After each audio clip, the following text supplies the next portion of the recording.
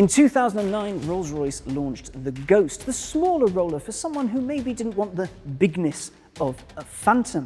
The car swiftly became the brand's biggest seller, and now there's a new one. This is it.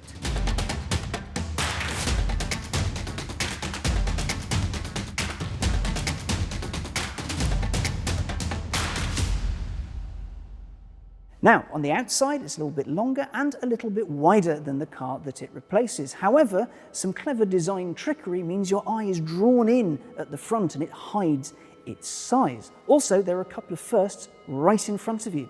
For the first time, the grille is illuminated, but so it's not too blingy. The front struts of the grille, they're all chrome, but behind is matte, so it's not too in your face. Also, this is the first time the Spirit of Ecstasy sits out on her own in the bodywork itself. She's not separated away on a different plinth. It's all very, very clever and very, very smart. You'll also notice that from the A-pillars backwards, there aren't any shut lines. This is done with lots and lots of welding. In fact, 1.2 meters of the stuff per side. This has to be done simultaneously, which means when it's being done, there's a chap on the left and a chap on the right welding away, while there's also, per man, another man there to make sure things don't get too hot. If you take a look at the rear, you'll see the bodywork is kind of scooped in, again hiding the car's dimensions and giving it a really, really fancy Rolls Royce look. It is a stunning car to look at. It's not too ostentatious, but it's still very much a Rolls Royce. The exterior is beautiful, but the interior of the most technologically advanced Rolls Royce to date is pretty special too.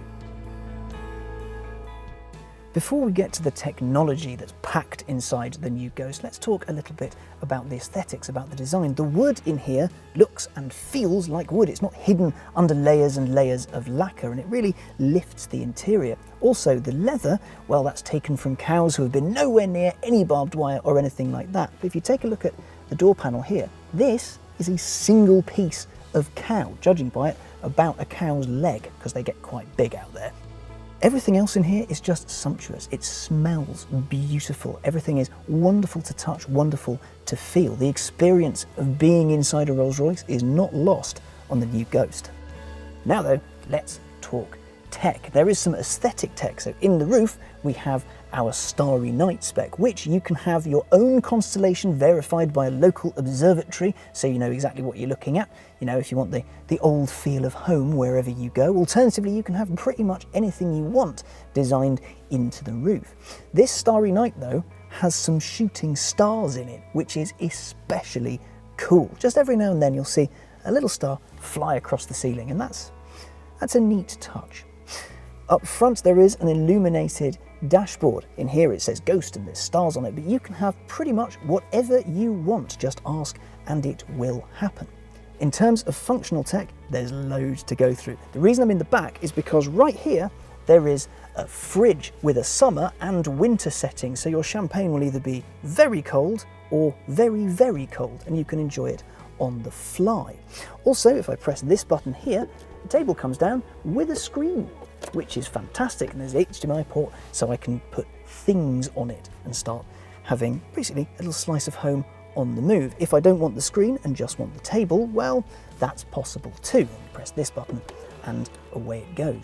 The infotainment is taken care of by a touch screen. As this being a Rolls Royce, it will give you pretty much every bit of information you could possibly want in the universe ever. Also, a neat touch in here, the instrument dials. While the silver rings are real, the information displayed on them is virtual, all very impressive. This being a Rolls Royce, you want the ride to be smooth and whisper quiet. As such, there is sound deadening pretty much everywhere there can be sound deadening in here, so you don't get interference from the outside world. That is, apart from in the sills down here. That acts as a sort of big echo chamber type thing that amplifies your music, essentially making this a very, very expensive, very, very loud hi-fi. I can dig that. On the ride front, your dampers have dampers, so you can damp while you damp, and then everything is super smooth. After all, it is a Rolls Royce. You don't want to spill your champagne. In fact, you can drive this down Belgian Pave with a glass of champagne on the nose and it won't fall over. That's cool and ridiculous, but I love it.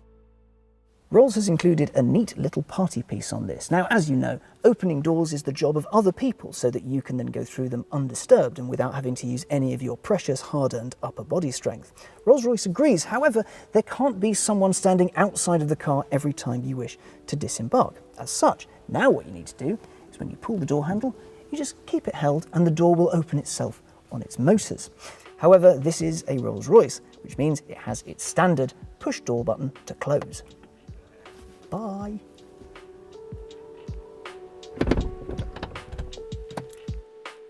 The new Rolls-Royce Ghost then. The exterior is a sight to behold. It is beautiful and, well, just look at it, I love it.